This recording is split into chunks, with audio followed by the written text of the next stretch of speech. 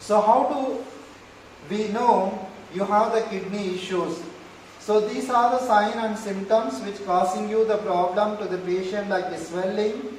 So anywhere in the swelling, it is related to the orbital swelling, which having the swelling on the orbit below the eyes, and then certainly the back pain and blood in the urination, decrease the urine output, and then low appetite and fatigueness, dry skin, itching, and asymptomatic most of the conditions, and puffiness around the eyes, muscle cramps, and sleep disorders. Right? So if the person is getting the back pain, that TCM says there is a urinary bladder deficiency causing the back pain, or the kidney asthenia causing the back pain. Right? So here you understand, back pain, the patient comes to you is not does mean that okay, there is a problem in the kidneys that causing the problem. Energy is different from the failure, right? Now we are talking about the kidney issues, that means is the kidney failure. So that means is the back pain also causes, that means is the kidney deficiency of the energy causes the back pain. At the same time, back pain or all the back pains are not related to the kidney deficiency. That means kidney failure. You understand? Make sure that if somebody is having the back pain, you cannot climb and say that you have the kidney malfunction, you have the kidney weakness. So the word kidney weakness, how today the COVID causing the death and mortality is more, and due to phobia and panic, in the similar way we also creating to the patient that back pain means is the kidney failure. It's not that mean. So however, the deficiency of the energy and the chi and the blood in the renal system sometimes leads to the acute pain. Timely and momentarily is not mean that it is total failure. The word total failure, there are the several stages. Down the line, I let you know. Blood in the urine, we all know due to the excessive fire in the urine or excessive fire in the kidneys causing the blood in the urine. So therefore, that also not mean that acute problems are different from the chronic illness. So therefore, you understand, blood in the urine, timely it happen, you can treat for any infection and reduce the infection, or you can treat for blood in the urine by giving some medications or the treatments, and also sedating. UB60 is a good point to reduce because of the fire point of the blood. Fire point of the urinary bladder is UB60. Therefore, reduce to the UB60, and which is the coldness point of the urinary bladder is UB2, that is Archean. So you can use these both the points to regulate the blood in the urine, that means it normalizes. And also certainly the tender coconut or maybe certain liquid form intake for 2 to 3 days certainly have the great results to reduce the blood in the urine. And decreased urine output, we all know, due to the swelling, the intracellular fluid accumulation in the inside the cells, which causing the decreased output and increases the swelling. So also there is a certain nephrons or malfunction causing this problem. And low appetite and the stomach is not functioning properly, and also the intestine is not eliminating properly, which causing the low appetite. And fatigueness, of course, this is also another symptom. And there are the numerous conditions which causing you the fatigueness. So dry skin, when the person have the elimination process is not good, and that leads to there are the 7 layers of the skin, and slowly ultimately leads to the itching and dry skin on the back and on the on the surface of the skin, and the whole skin will become the changes the pigmentation levels because of the kidney malfunction.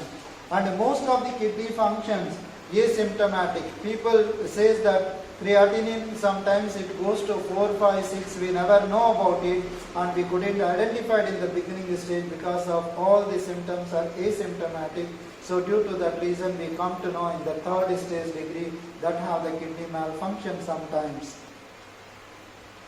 How do you access your kidney is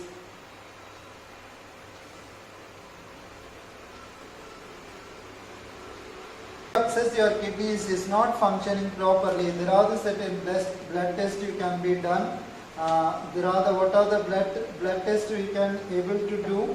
Of course, is normally is the blood test is CBC, and also all the renal profile. Once you write down the renal profile, we all come to know what kind of the urea, uric acid and creatinine and eGFR, glomerular filtration rate. To be majorly we need to know urea and then creatinine, uric acid and blood urea, and also we can call as eGFR is the most important. If it goes greater than 95%, 95 GFR, that healthy kidneys. If it goes lesser than, that means slowly damaging our kidneys. Of course, sometimes we wanted to know about the biopsy also. So we wanted to know the active and passive function of the kidneys and to know about the cells, the quality of the kidneys. So in order to understand about the kidney function. And the urine test, urine creatinine levels and albumin and then protein leakage, something is there, that also we wanted to know. And imaging studies like ultrasound scanning or CT scan, MRI scan for the kidneys also will be detect to the extreme level of the what level of the damages to be done. And also sometimes the polycystic kidneys, there is the cyst in the kidneys also causes the damages of the kidneys. So now you can see the chronic kidney disease which we call as a CKD. The causes is major cause of the CKD is hypertension and also diabetes mellitus. So complications, electrolyte abnormalities and also toxins will build up in the renal system. So now you can have a look, there is a heart failure or low blood volume which passing to the kidneys, and nephrotoxicity which is leads to through the drugs, and inflammation and vasculitis, inflammation of the blood vessels which causing the problem to the acute kidney disease.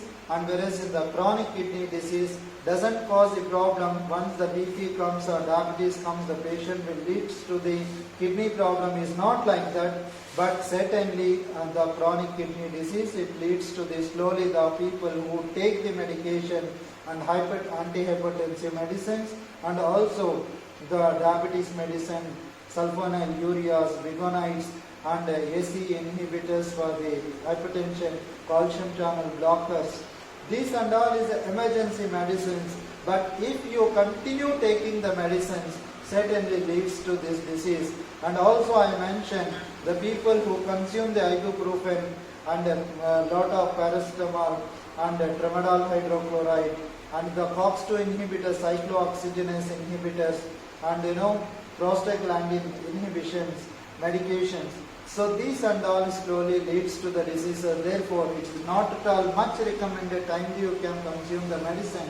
Is the longer term using the any kind of the medicine that will be burden to the renal arteries and then inside the pelvis and also related to the nephrons which causing the nephrotic syndromes. So when heart failure also leads to the kidney disease, and also here we have mentioned any kind of inflammation, certainly it leads to the timely and momentarily and accidentally gets the infection on the kidneys which leads to this problem. Sometimes inflammation, after inflammation get clear, then chances are there to get rid of the kidney disease. For instance, the people who have diarrhea, even that condition also sometimes it elevates the protozoal infection, leads to sometimes is the creatinine level, it boosts. So later on, once the infection will come down, that means the blood vessels leads to certain problems. So that also get regulated. Then slowly it comes to the normal state, volume of the kidneys. Any doubts?